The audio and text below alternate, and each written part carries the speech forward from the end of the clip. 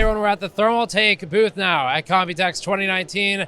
And Thermaltake, we're going to start with this, which is Distro Plates. They seem like they've been kind of hot the last couple months, but the manufacturers have been catching up to the interest, and Thermaltake's along the leading edge with, we saw one from Fantex as well. So we'll be talking about Distro Plates. We've got a level 20 HT massive aquarium type case to look at, and then a secret project that we'll be looking at in here somewhere, which is going to be a combined AIO or CLC if you prefer, cooling the CPU and the memory.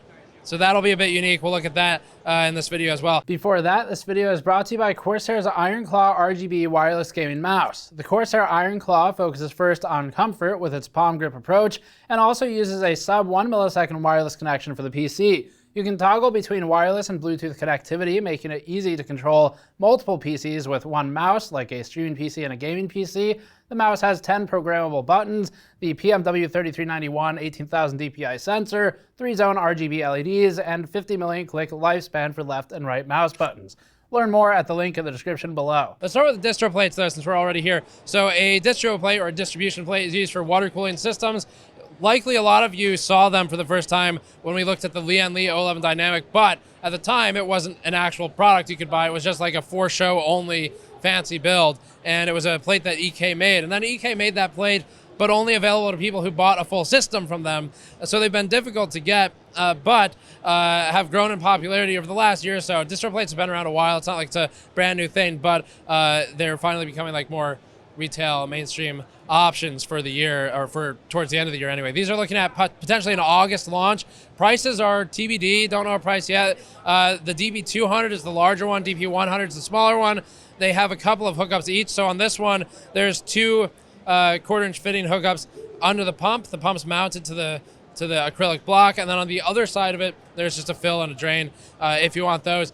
The larger one's got the same format right now, where it's got two sort of inputs on this side of the system we'll have B-roll of, and then on the back there's the fill and drain as well. So what Thermaltake needs to hear from you is, if you're interested in this type of solution, like a distro plate, what do you want to see changed on it? Because it's at a point right now where if you make a suggestion or a request, you might actually be able to get your feedback heard by Thermaltake. So there's an opportunity here to pass some feedback along, and it's the same for all these companies at this show. A lot of them are prototypes. But anyway, ultimately, there's a couple things you can do with a distro plate that are unique, and a lot of them are going to have to do with, like, do they fit in the different cases, or how many holes do they have? Is it like the Fantex one where you feed in like 6 different tubes, and then you kind of distribute, the flow changes a bit, the pressure changes, but it looks kind of cool, but it's got more compatibility issues, so it's a really difficult market to get into. This one solves a lot of that by just being literally a case, sort of. I mean, you can mount a motherboard, a power supply, and everything else to it. It doesn't have like glass, although they were talking about the option of a glass panel in front of it. Let them know if you want something like a P5 style panel in front. But yeah, it's just a big, giant, basically mounting plate with water flow through it. I think that's all we know about the DP200. It might be called DP200 Plus. But yeah, front has 2 ports, drain and fill on the back, and then there's a PCB LED strip on the top and the bottom, and it's a PCB, not just like flimsy strip. So that might get like a diffuser in the future. They're not sure yet. They're still finalizing stuff. One plug hookup up here for power, and I think that covers the DP200. DP100 is the smaller one. It's a 360 millimeter radiator size, so it should be standard 360 rad compatible, which is good because the distro plates do have issues with compatibility a lot of the time. But 360, if your case fits a 360, as long as you're good on the thickness of it, then it should fit. And still no price on this one. Maybe August for the launch. It's a DDC pump, which is also on the larger one, and this one has, as mentioned, the same count of holes available. One thing that Thermaltake is a little concerned about is people stripping out the holes. So a solution to that is like an aluminum plate on the back of it. So you got the black plate here that does give you more screw holes that aren't acrylic. So should be a bit more reusable, but you've got the aesthetic potential downside. So that's another area where you can provide feedback on what you think of it. You know, would you rather just trust yourself to not strip the holes and get rid of the plate, or do you want it to be a more guaranteed future proof for multiple uses. Another PCB strip on the top with LEDs, and then that pretty much covers it. So the next thing we're looking at is this. This is 100% prototype. It is not ready for market. It doesn't even have a name. So let's just start there. When companies show prototypes like this that shows, it's always nice because we do get to see some cool stuff that is either really early in the process, might not make it to market, or might make it to market in like a year or something. So let's walk through it and see what they've done. So far, what I recognize is a Flow cooler. So Thermaltake's got like the Flow 360 line. This is a Flow 360, or a modified one anyway. And the Flow series is made by Asetek. It's used to be a Gen 4.5 pump, for example. It's a higher RPM pump. But what's actually interesting here is that the tubes are running from the rad into the pump itself, and as you would expect, and then cut. So this one would be the return line. So it's cut, it goes into the memory. So it's an AIO, or a CLC, for the CPU and for the RAM, which is interesting and feeds into the water RAM thing that Thermaltake was talking about at CES earlier this year. So anyway, yeah, it cuts into the RAM. There's a block on top of it. The heat sinks are, in theory, or the plan is to sell the heat sinks with the block, and then you can mount it to your own kit if you want. Right now, it's the Thermaltake branded memory, so it's 32 gigabytes in here, 3200 megahertz at present. There was a test running earlier we have B-roll of where the temperatures were like in the 30s or so degrees Celsius for the memory.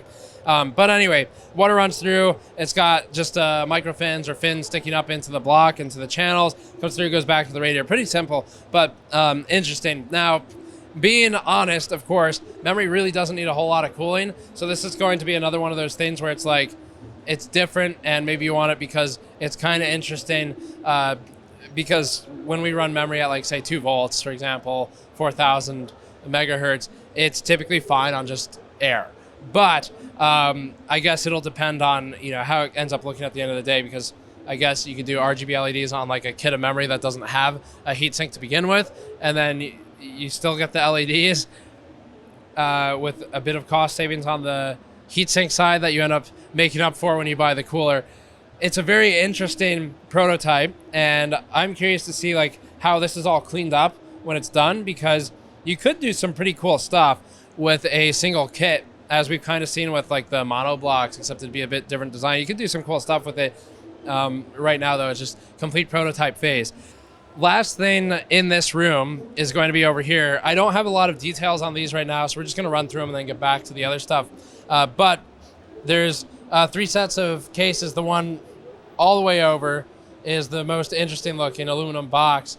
And in the middle, we have a mesh panel with 200 millimeter RGB fan. There's a mesh panel in the front here. There's open on the top with big dust filters. Actually, this is a really wide case. That's kind of nice. So this is the kind of stuff that we like to see from Thermaltake, and it's always hidden away in the side rooms at shows. I don't know why, but the CES had similar stuff where it was like budget targeted cases, and a lot of the time the budget targeted cases in the market are garbage, and then you get stuff like budget targeted cases where they actually do mesh fronts, which is pretty rare. So I really want to see the stuff in the main area, but yeah, there's more of that. We don't even have names right now, so we'll talk about this more probably when it comes out and we review it. So here's the level 20 HT. It's a giant cube, and this is pretty interesting. It kind of calls back to a few of the previous Thermaltake designs that we've shown at other shows, but it is the level 20 design, like aesthetic or trope right now, which is what this is. This is actually removable at present. It's a plastic piece, so if you wanted to do some case modding, we don't know what the final color will be. It might be white, but you can take it out and paint it yourself if you wanted to. As for the case itself, though, it's a giant box. It's compartmentalized. The main compartment for the components is ATX or eATX compatible. There's looks like an ATX board in there right now, and then 360 rad on the bottom. There's a 360 rad on the side. Might be able to go larger on this, but we're not gonna say just yet because I would need to try it, and the case isn't final. But it's pretty close. The launch date's looking like probably September. Pricing probably $190. For the rest of the case, though, on the back side, there's a filter with a set of holes for 2 140s or 120s.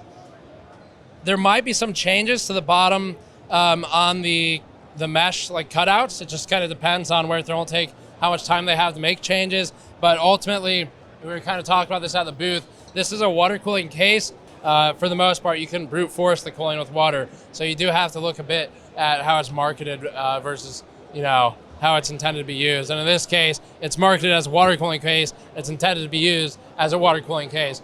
So level 20 HT, the top can lift off. The AIO for the motherboard, so keyboard, mouse, all that stuff, will route out the top here where there's a channel for the cabling, and the glass on top lifts up pretty easily, so that's separable from the top panel.